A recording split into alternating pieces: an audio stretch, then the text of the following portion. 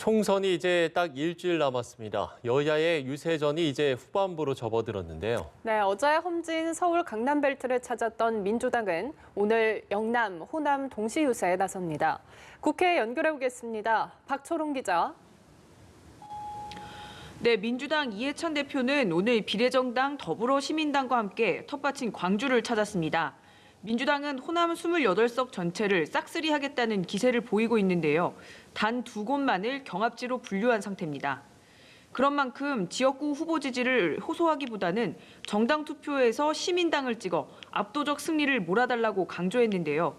이해찬 대표는 정봉주 전 의원이 이끄는 열린민주당 비례 후보들은 정치적 약자가 아닌 이른바 셀럽이라면서 그분들이 의석을 차지할수록 소수자들은 자리를 빼앗기게 된다고 밝혔습니다.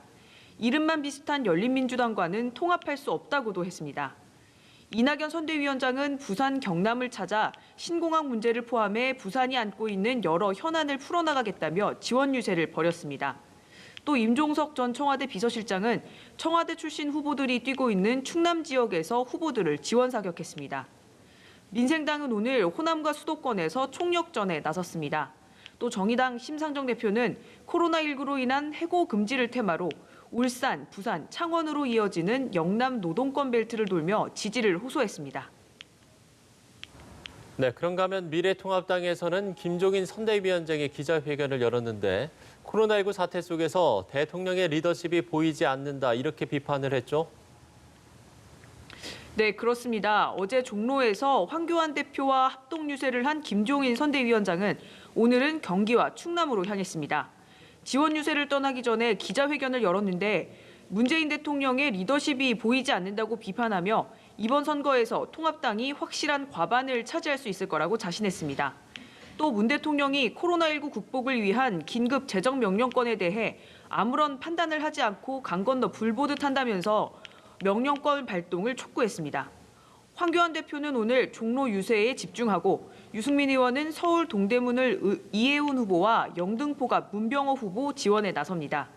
국토종주 마라톤 중인 국민의당 안철수 대표는 우리 정치를 학급으로 만든 핵심이 거대 양당이라면서 비례대표로는 국민의당을 선택하는 교차 투표를 해달라고 호소했습니다. 네, 선거일이 다가올수록 여야의 언사가 거칠어지고 있는데요. 통합당은 막말 논란인 후보를 제명했다고요. 네, 통합당은 오늘 30, 40대는 논리가 없다. 나이가 들면 다 장애인이 된다는 발언을 해 논란이인 서울 관악갑 김대호 후보에 대한 제명을 의결했습니다. 총선 선거운동 기간에 부적절한 발언을 해 지역구 후보가 제명된 건 이번이 처음입니다.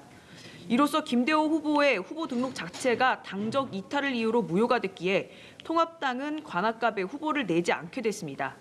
김 후보는 반발했지만 후보 등록이 끝났기에 무소속 출마도 이제는 불가능합니다. 한편 황교안 대표와 김종인, 박형준 선대위원장은 자신들을 에마, 돈키호테, 시종 등으로 비유한 민주당 윤호중 사무총장을 명예훼손 혐의로 고소했습니다. 윤 총장은 이게 비유적인 표현이었을 뿐이라며 이들을 무고죄로 맞고소한다는 계획입니다. 지금까지 국회에서 전해드렸습니다.